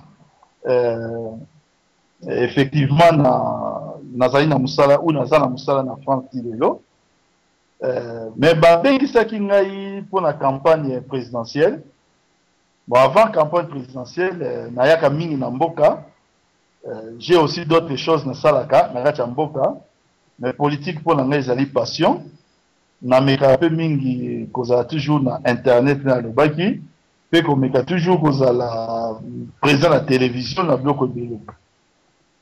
Babengisa ngai parce que pendant la campagne, les autorités estimaki que c'est nécessaire et là autour na média presse électronique, c'est-à-dire à travers internet et les réseaux sociaux et ça la peut contrôler. Heureusement qui clairvoyant parce que boyebi binomoko baramni to mona qui pendant la campagne na réseau wana. Na gérer qui équipe pendant la campagne. Bon, nous avons mis en internet peut-être déjà intervenir dans le label qui j'ai IPN, nam na gérer qui amo, équipe mon campagne de communication pour la Mkonzamboka. Lelo campagne ici là, mais ça vous remarquez en bien, victoire aux élèves qui prononcé, banguna na bande konabiso msusu, ba continuer qui toujours ko utiliser ba même espace. Non plus pour la gagner, mais comment ils peuvent intoxiquer Batou. Ils ont estimé que Zali s'acheter, ils ont un moko, sans que trop contrôler dans le sous espace selon toujours, bande de biso balingi lokuta. Mamanga Zali awa, de la Megaïko, le Batou Talet, ils ont vécu dans un régime de discipline et à partie. Naza Mutupamba. So mi kontiba ebisio fanda place wa maman na osala nini na fandi. Ceux qui me continuent à estimer que nous sommes malamu, babi continuer à kosala musala na mama na osala nini na fan nazo konya kosala musala yango na mekaki koloba kolimbola dernièrement ta leka na radio Zoom 1000 tango nyonso na lamuka na tongo eloka liboso na fungola internet na lala na no la lamuka nango ta na fungola mama soki mukolo na ba menacer nga muke peut-être ba menacer nga 20 fois soki ba fingi nga muke peut-être ba fingi nga 50 fois je parle na ba tous les différents réseaux et là on a yoka te ba traiter nga de tite soki na komi Rwanda tende ko bisengimana na komi muzombo soki ngam na zali le plus grand escroc ya poto te et comme donc ngam mutu na beta ba boloko nyonso ya poto so ba lobi te ke ngam mutu na za ba benga nini réfugié politique na roza na mboka te et comme eloko mususu ba mususu ba komati na niveau lo bani kutu atanga na ete aina diplôme te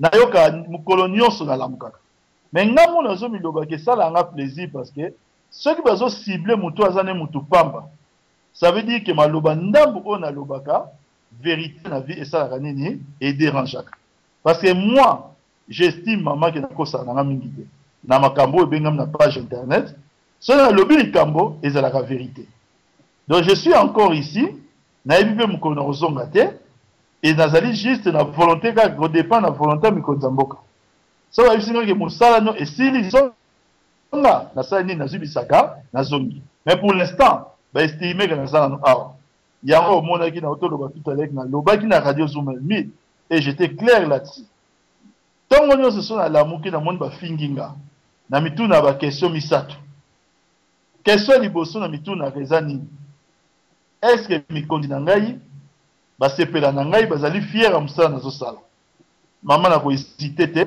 na koyebisa réponse na question ezali oui kobanda na ye moko azali mokonzi ya mboka oyo na sommet ti na bato nyonso bali na se moto nyonso azali na hiérarchie ya autorité na ngai alobaka papi tamba ozosala mosala ya malamu batangaka nyonso balobaka mpo na ngai kokasi te bayebi yango te me bandima nga malgré makambo nyonso balobaka mpo na ngai seke bato oyo basalaka nini baishuwaka est-ce que mwasi oyo ya ngai est-ce que azalaka amoureuse ya mobali na ye malgré mobali oyo bazofinga est-ce que epai na ye mpo mwasi nanga mpe akenda na makambo wana ya ko internet ye asekaka ntango atalaka yango aza très amoureuse ya mobali na ye est-ce que bana oyo ya ngai boyebi bana ntina ba Facebook bakomonaka papa na bango bafingaka ye ntango nyonso mais malgré bazofinga papa na bango est-ce que bazalaka fier ya kozala na papa lokola ye bana nga baza très fier ya kozala na papa lokola nga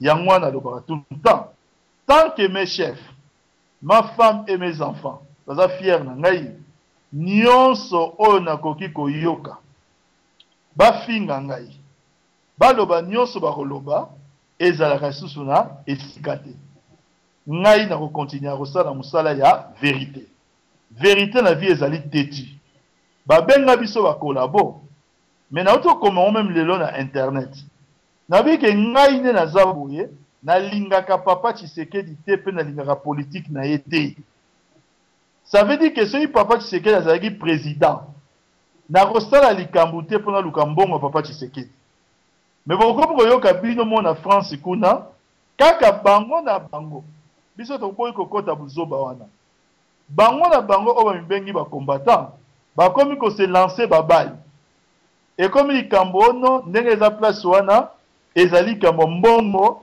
boluka bosala boyeboye tout ça na makambo toujours ya lokuta so batangi 400 000 te baotanga 1 million mama bokanisi ke Kabila akolongwa pa ye la nation ano pesa 1 million na combattant moko so bia pesa 1 million na combattant olekanga maboko ya nani kaya biso oyo tosalaka mosala mpo na ye te yo kasi tokozwa mbongo tokomisa yango donc nga fuma naza awa bopesanga 1 million opesa combattant le combattant mpe ozwi modele bofingela so bozosala yango ndenge bokozwa yango te je préfère oyo bosenga mpona bapesa biso te alors bosenga makasi mpo bapesa biso tokokabola yango awa donc mbongo na biso soki bozala besoin mbongo ya Kabila bokozwa yango te mbongo ya biso tozodefendre Kabila par conviction tosepela na politique ya Kabila avant même que Kabila ye moko ayeba mosala na biso parce que tozalaka convaincu soki Tshisekedi azalaki président tonga tosepela na mbongo ya Tshisekedi te Tu vas te combattre qui combattant, mais dans une opposition républicaine.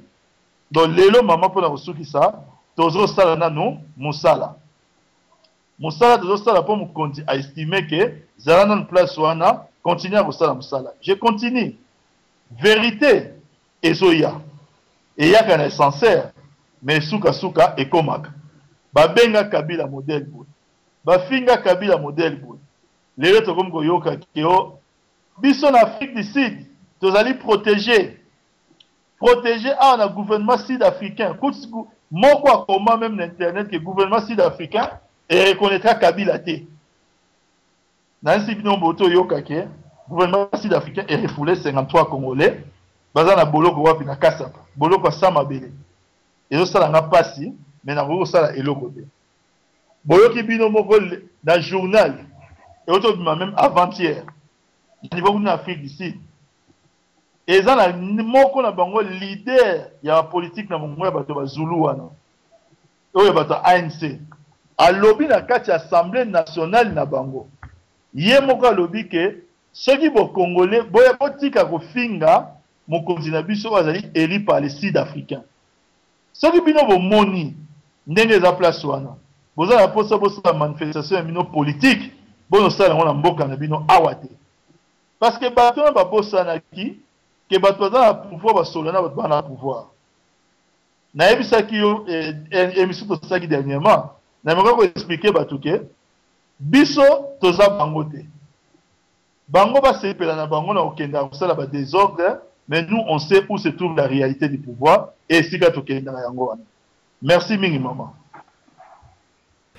8e question ezali bongo motuna ya Madame Wivine Lusamba. Madame Wivine Lusamba avandi bongo na ville ya Houston na États-Unis. Madame Wivine Lusamba atuni motuna na ye alobi boye. Azali kotuna pona situation ya mboka na biso na oetali bongo aéroport d'Enjili.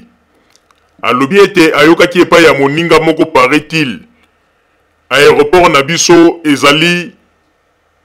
ezali ko sala misali ezali ko salama na ba chinois à partir ya aéroport ya Njili. Yangwana alingaki kotuna na monsieur Papi Tamba ba chinois bazali ko sala partie nini ya aéroport pe plan na bango oyo bazali ko sala na aéroport bako sala bako bandela wapi pe bako sukela wapi projet na bango oyo bazali ko sala na aéroport bako sala yango ndenge nini. Amekana nuko expliquer ngai po ete nazali curieux parce que nazali na souci mingi po na mboka na ngai na lingi ete mboka na ngai pe ebonga ndenge bamboka mosusu oyo esika tozali olie ya kokumisa kaka bamboka ya bato mosusu biso moko pe tosepela na mboka oyo ya biso.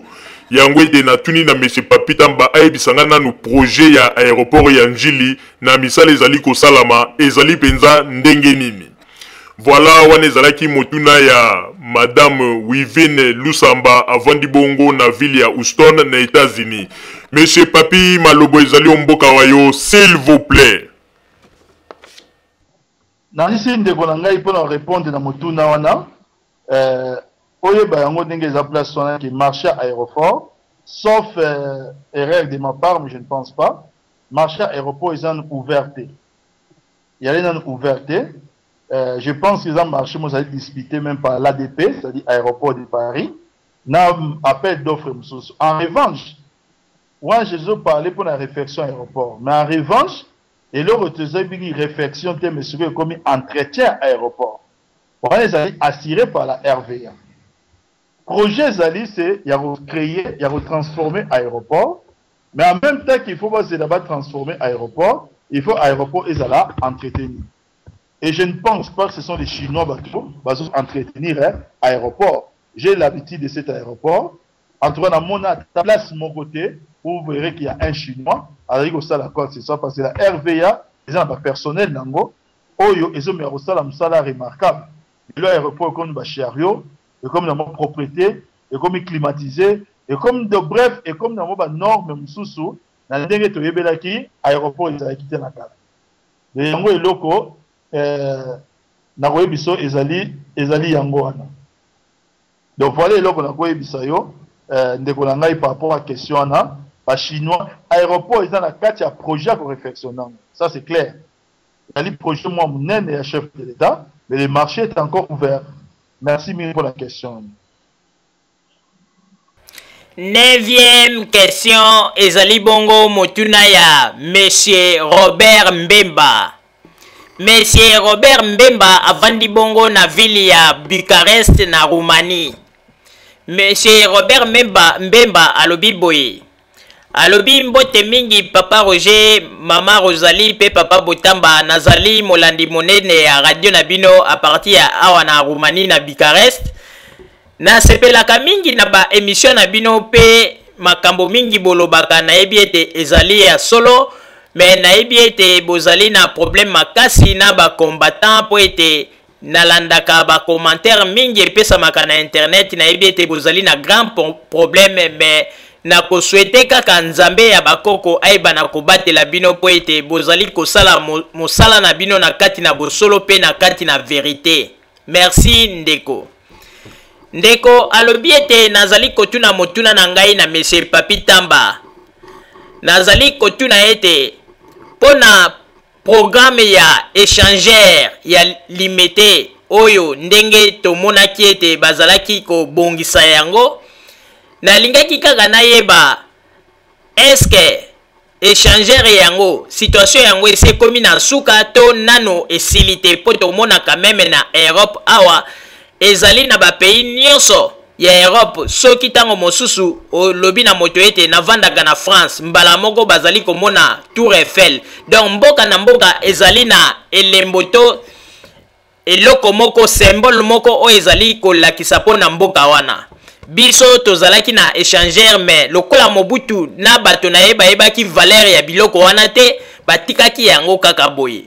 Mais tango nazali komona bato bazali koloba ete Joseph Kabila tanga te azali maele te, tango azali ko rénover ba biloko ya ndenge wana nde eloko ezali kolakisa ete différence ya Joseph Kabila na bakonzi ya tango ya deuxième république. Yango wana na lingina tuna na Monsieur Papi Tamba ameka koyebisa ngai projet ya échangeur ezali ko continuer to bakati yango na katikati. Pe na lingina tuna situation ya boulevard Lumumba ekomi ndenge nini po ete biso nyonso tu tozali matoi na biso pe miso na biso ezali kaka na mboka to eba ndenge nini mboka ezali kotambola. Yango wana ezalaki mituna na ngai. Voilà Monsieur Papi Tamba wana ezalaki motuna ya ndeko Robert Mbemba atuni bongo na yo. Malobo mboka wa yo Monsieur Papi Tamba s'il vous plaît. Merci mingi mama Rosalie pour la motuna. Ndeko nanisi esengo eza makasi ne yo moto constater yango. C'est que échangeur sur otali maquette na on a niveau avancement ba travaux maman papa plutôt eza esengo makasi. Na homme konzambo bazo sala na même temps bazo réflexionner niveau échangeur boulevard Lumumba pe basi ba séparateur et comme ti déjà na niveau échangeur na njili kuna masine na basi ba buki déjà donc les autres traversées comme la port matete na city mbula aussi là donc même pas ici là tu je connais ba joint qui va des boulevards comme déjà ti na niveau aéroport et échangeur pour San Makasi où il y aura des restaurants classe. Et il y aura des hôtels vraiment normes, hôtels 5 étoiles. Donc, l'opinion soit les alliés prévus. Sur l'hôtel market nango, na nisi na mikolo ezoya. Na osenga na mutu nyonso oyo alingaka mboka na ye.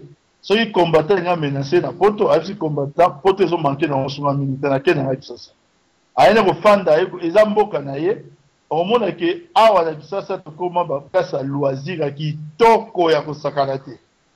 Na web sabino que dimanche na la kina artiste ministère Werason na ina ndaku na ye to passer après nyumba na ye ayebisi nga ye moko et puis eloko ekamusa kinga na misu na nga agi 3 coups de fil bato bazo benga ye banda poto bazo luka nini mabanga bato ba nani ba combattant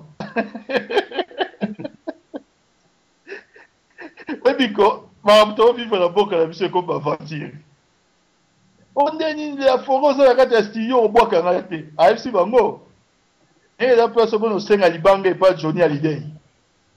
Voilà la réponse. Na osenga na opesa na osenga na papa Jacques na Mama Rosalie ata mokolo mosusu bo programmer émission na ye comme ça ye moko a confirmé bino makambo oyo nazoloba ke azoyebisa bato bono osenga libanga pa Johnny Hallyday c'est pas concert bono kota ata concert à Johnny Hallyday comme ça bo bina na ba fête pe kaka Johnny Hallyday.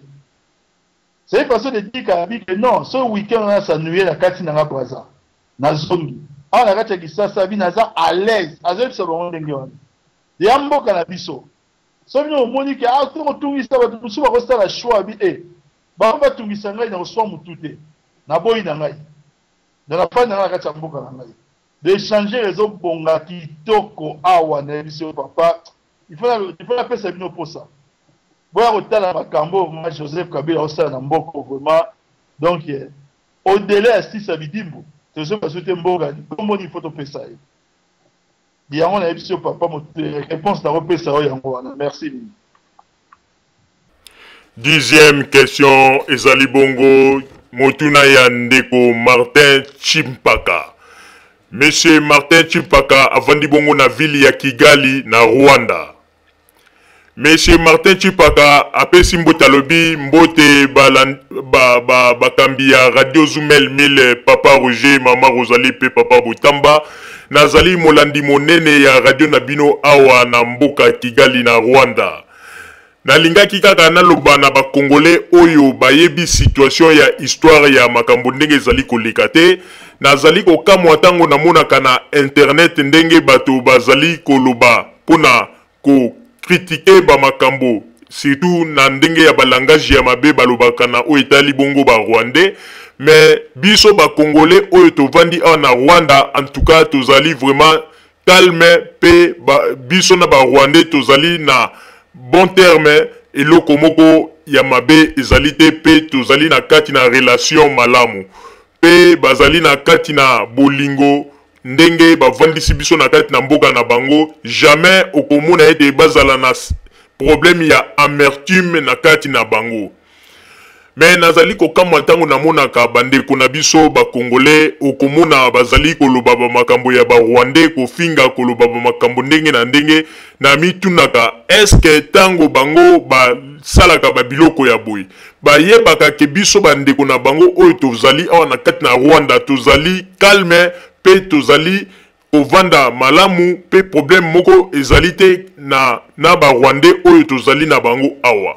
Yango wana na kosenga na bandeko na biso ba Congolais bozala na kati na ba réserve mingi na makambo bolobaka po ete biso ba Congolais oyo tovandi na Rwanda tozali na problème moko te pe tozali bato moko oyo vie sociale na biso ezali malamu moto moko azali ko déranger yango te pona nini pona kolakisa ete biso na ba Rwandais problème ezali te.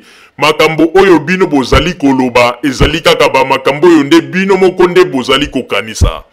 Yango na wana ezalaki kaka moi idée to maloba na lingaki kopesa na bandeko Congolais oyo bazali kokanisa mabe pona situation ya Rwanda na Congo.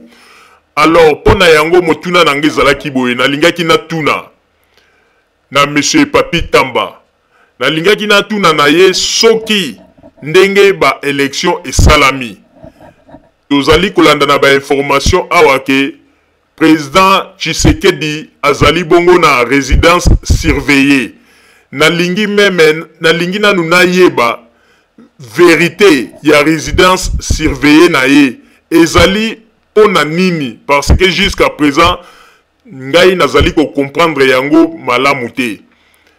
Bato mosusu bazali koloba ezali pona nini gouvernement ezali kobanga pona soki batiki ye ndenge bato bazali kolanda UDPS na kati na Congo ekozala scandale yango wana bazali kobanga abima. Ba mosusu balobi ete non Joseph Kabila nde azali kosala boye po azongisa ye na ville na ye na Kabeya Kamwanga.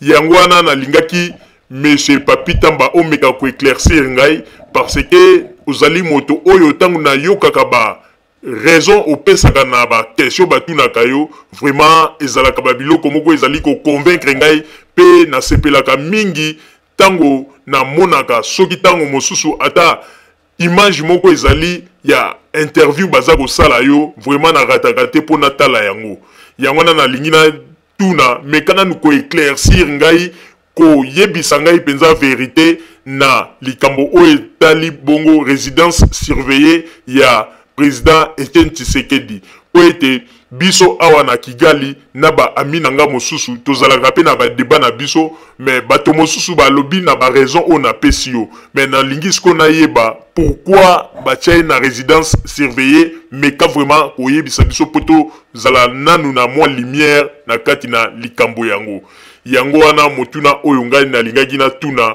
omekana nu koyebisa biso po ete biso na bandeko mosusu oyo tozali awa selon moto na moto azali kopesa ba ide na ye mais yo moto ozali kuna na Kinshasa pesa biso nanu lumière na likambo oyo etali résidence surveillée ya président Etienne Tshisekedi. Voilà wana ezalaki motuna na ngai na tunaki yango na ndeko Papi Tamba. Monsieur Papi Tamba wana ezalaki motuna ya Monsieur Martin Chimpaka avandi bongo na ville ya Kigali na Rwanda atuni bongo na yo sans plus tarder maloba omboka yo Monsieur Papi Tamba s'il vous plaît. Merci bien ndeko na ngai Martin Chimpamba. Très rapidement et là on va na webisa yo c'est que papa ya Miso Tshisekedi a une résidence surveillée. Résidence surveillée, il y a des décisions à justice. Il faut juge Ameka, pour que soit ordonnance, il y a placement dans la résidence surveillée. Une telle ordonnance, pour ce qui est à personne, il y a président qui dépêche les alités. En revanche, il y a une réalité. La réalité, c'est que Balabalo est Alfandaka, comme on a Henri Pétunias. Il y a les Balabala, il y a Papa Tshisekedi. Il y a les Balabala, il y a l'État. Pemben, il y a Tshisekedi. Azali na voisin. Ba voisin mingi bazali pembe na ye ba nyonso bato ya IDPS te peut-être ndambu bakoza bato ya IDPS musu bakoza bato ya IDPS te eza ba personnalité po afandaka na balabala tel que président ya cour suprême afanda musika na ye te pour yebisa bino. Mais qu'est-ce qu'on a constaté par rapport à comportement ya papa wana et ça dit que balabala wana est comme qui lié moko ya batoza au sala de rassemblement on va bien un rassemblement sédité na français ba au sala ba rassemblement on a au sala nini ko ya toujours au sala ba désordre au boye bina ma chef na bloc belé parce que à un certain moment on a bango ba mona que ri pétuniance na 10e ri c'est comme une république. Qu'est-ce que l'autorité a fait? L'autorité a seulement pris les soins, il y a reprendre en place mesures d'encadrement. Ça, c'est très important pour éviter que la balabala on est à l'État. Makamu esa ni masudi banai ko salema avant. Lelo batu mingi bazoloba. Mais so bako tuna ba voisin. Ba voisin bazana esengo. Ba moni que au moins l'État ezalaka boye. Boboyi que l'État ezala toujours que baba na biso mo se toyeko kota. Okuta batu mususu basali ni batie ba pine na mabanga. Ceux qui baba ngo kota, il faut ça nini ba vérifier na soko zali nani. Balabala na nani et ça na ba voisin et na ba autorité. Donc imaginons un jour ce yo fan na balabala wana ozo songe pa ina yo et dans la carte ya république ale batumo balobi ke ono oyo kota na balabala na yo mutongo policier te mutu moko te na kati ya mokili oyo kaka peut-être azali mutu akuluna po alingi candidat moko atieli yo barrière pe a contrôler yo atala soki yo ozokende esika nini pe eloko nini ozala na motuka. Est-ce que vraiment namta ondima na kati ya mboka aza na résidence surveillée te? Deuxième chose, azali na droit en tant que candidat malheureux vu que atteignaki mwa position moko oyo l'État a estimé qu'il a encore risqué pe par exemple vie na ye bazali na droit pe ya protection policière. Biso souci na biso ezali nini? Ezali ke amona ndenge boulevard Lumumba ezosalema ti okoma na aéroport akokende kabeyaka mwanga te so akei kuna akomondela na télévision. Il faut amona makambo nyonso ndenge mboka ezobongwana amona ngo liboso na ye amona ke afandi na kati ya limité apesi ordre esimbi te et que papa na biso ya président provisoire parlement ye wana na kati ebonga. nyonso na azomona yango. Il faut comprendre que mboka o lelo et comme que se construit na ba idée ya sika. Mutu otineka beyaka mongaza te. Mutu pas ko défier ordre de la République de banane ba rêve na bango na azalité. Mais baba la ripetinias, lelo komi elengi pour la ba voisin. Na ebiso de konanga, bato musu ba fanda ka wana te. Mais bazoka ngai alors que ba kolo baba bazoka elengi. Merci mingi papa.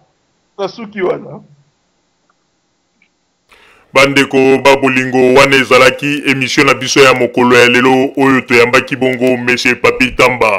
Monsieur Papi Tamba, vraiment tozali ko remercier o mingi pona ko répondre lisusu na invitation na biso pe ko répondre na ba question oyo ba auditeur batunaki pona bakoka koyeba biyano na bango po ete batunaki biso ya mingi, mais lelo to remercier yo pona ko ndima lisusu invitation na biso pona koya ko répondre na biyano ya na ba question oyo bandeko batunaki pe biyano upesi. Yango wana na tango oyo toyebi ete oye kokotela biso na kati na ndako na biso tokoki kotika yo kaka okende boye te, tokopesa yo maloba ya suka soki ozali na message ya suka pona koloba pe pona kopesa mbote na ba connaissance oyo yebi na tango oyo topesi yo bongo maloba ezali mboka yo monsieur Papi Tamba, s'il vous plaît. Merci mingi papa Roger. Liloba on a voulu que le suka ezali kaka toli. Na nisi toli na vie. Donc on y a toujours kopé sango, ndebso wa Congolais toloba toujours na esprit ya bien. Toli na kopesa na bandeko na biso o benga ba combattant. Ba meka ba comprendre mo muke ke makamu na bango eza yango te pour mboka. Na nisi lelo ba on ba ko prendre makamu susu etalika bango moko. Mais ba meka mo muke ko comprendre ke makamu na bango yango te réalité mboka. Toyebisaki bango, les campagnes présidentielles se préparent. Les candidats bango ba yebi na bango ke nga na besoin de battre campagne te parce que na ko gagner. Toyebisi bango que campagne présidentielle c'est un discours. Campagne présidentielle c'est un programme. Bango ba lobi que non biso to suki na état de droit. Ata programme ezalité mais le peuple d'abord. Peuple azali na biso. Toyebisi bango que résultat il y a CENI et résultat plutôt il y a élection et vous allez prononcer par la CENI et la CENI elle seule. Bango, candidat à Bango, dit que biso déjà le président peuple ça pour biso va s'autoproclamer. Donc ici bango que contestation ils allaient avoir mon pas ma cour suprême de justice. Bango dit que tu créer situation à côte niveau na Kachamboka. Bota na bino moko et bon va se tromper une fois. Pas se tromper à deux fois. Mais na ba calcul nyonso oyo ba opposition ba sala. Ata eloko moko simbi ezalité. Ata calcul moko prospérer ezalité. Tina niveau ba eko kotisa. Ba lokola ba prélat catholique. Ayeko kotisa susu na kati ya makambo parce que un jour quand la radio Zoom 1000 oyo Toyaka ko révéler pour comprendre des problèmes entre papa Tshisekedi na l'homme Monsengo. Na papa la biso msusu Monsengo. Mingi baza place ba éviter que tozo collectionner ba éléments petit à petit. Pour comprendre pourquoi les kambo Monsengo ya Tshisekedi Monsengo asombaki en makasi. Est-ce que zali peut linga peuple où il y avait des enjeux entre bango. De redémontrer bien en 6 pièces, c'est une promesse na salibino. Tozonga kana radio Zoom 1000 hours. Mais bon, la bino moko baye ko zwana date ya le 16 février. Et la date essengeli et rassembler ba Congolais nyonso parce que cette date moko importante pour la démocratie. Mais pour la haine, moko bazana moi avec Kabila et comme date ya opposition. Et ça li ka ata muto IDPS, muto opposition assemblée l'année l'église catholique té. Mais ba comme ko pesa importance que les kabilistes ou assemblée l'église catholique. Ba préféré pas rejeter ba propre bandimi na bango pour la haine moko ya prélat. Mais malgré tout cela, la sanction c'est encore quoi? C'est un échec. Ngai na vie na ngai. En tout cas, ça n'a échoué tout le temps. Na au fin de jour, je me suis posé une question. Est-ce que nous avons dit la mabe? La démocratie c'est tout sauf ce que vous faites. La réussite et la victoire dans la vie, c'est tout, sauf ce que vous faites. Madame, on vous sala kana, et banque sera bisoté, impressionnant bisoté. Bon, restez ça jamais qu'on convainc que Kabylie c'est moko, attique engagement d'un chef de l'État pour vous menacer. Bon, restez ça à mon côté. Toi pour vous finir. Bisonio so, toi libre, tu agiras par conviction, mais bon, impressionnant bisoté. Bon, on continue dans la méthode, wanati, wapi. Bon, il faut échouer, tu vas comme si on autobenga que mon toit échoué na souga comme il gorodo. Bon, tiens, moi, que bongo, na kati ya nini, na kati ya combat na bino. Combat il faut souka kagate 8 millions de morts. So bi 8 millions de morts. Bon, expliquer biso. Et banda ki dengeni. Bon, on imputer responsabilité na Kabila pour na nini. Est-ce que ben fort ni boyebi à gouvernement c'est bon ça na état émission. Bon film te bon menacer te bon pekisa likamte bon expliquer 8 millions de morts en bien. Attends la lingala. Bon ça non émission. Bon ça le likambo social ya congolais. Bon ça na émission on peut se piste na bino ya solution. Ce qui na kati ba mouvement na bino. Bon ça comprendre que pour pesa on a bato mayele bakamba bino boye ba yango que ndenge ezokende. Comment vous expliquer? Et ça, il y a battu le roi en France. Bayebani par rapport à passer na bango, na ba vie ba salak. Pourquoi les gens va combattre? Batoka ba Gijera, ba Sheli Wendo. Nani a évité que bali batu ba boti ba boloko koleka modèle nyonso. Boko tika bango, boko mnenu ko lukela ngo makam na batu mususu po ba kabiliste. Parce que lelo muto communiquer combattant, alors yende muto comme mon centre. Allez, comme que batu misusu nde, ba on est comme batu o lukela o muto na zali boy, muto na sala boy. Mais bon kena ko landa na ba idée na it. En tout cas, eza na nga toli. Neza ato a pepele biso na kati ya kai. Ça dit bon landa toli na bo landa toli te, biso to a pepele. Mais vous avez même pas congolais. Moi passe na moté mes ali quand même. Il y a nous expliquer nous besoin mon bongo, bossa na kati ya combat la bino. Conseil na opesa bino kaka yango wana. So yo ke la ngapete etalika bino moko po biso toza pepele ya libela.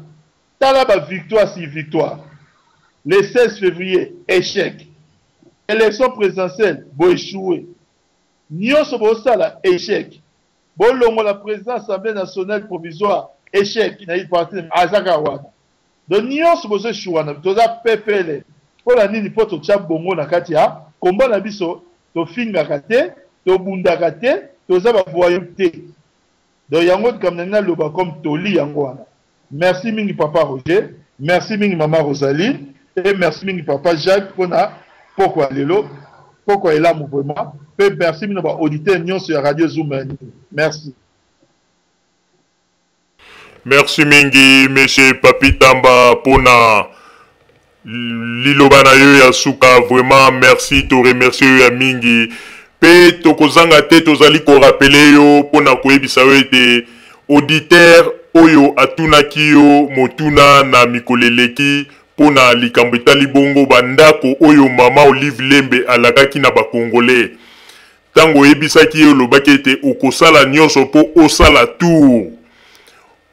tour po oyeba situation yango pe okopesa yano pe auditeur wana alobaki na biso lokola ayebaki ete tokoyamba yo mokolo ya lelo ayebisaki biso ete tosala nyonso toyebisa na yo soki ozwi yano kobosana te pesa ta biso na bato ya radio Zoomel 1000 toloba yango to annoncer yango po akuka koyoka yango.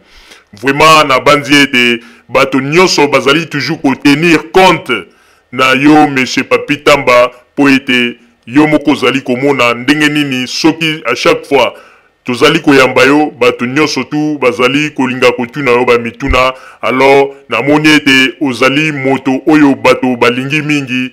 Alors nayebi ete yo po ozali moto oyo olingi mingi kozala kati na bato bandeko babolingo na banzi ete émission ya lelo otobombelaki bino tosili kosilisa yango na tango oyo na kosenga na bino bozala kaka bisika bozali na nsima ya bangonga nde tokotalisa bino basango tobombelaki bino ya radio Zoomel 1000. Merci.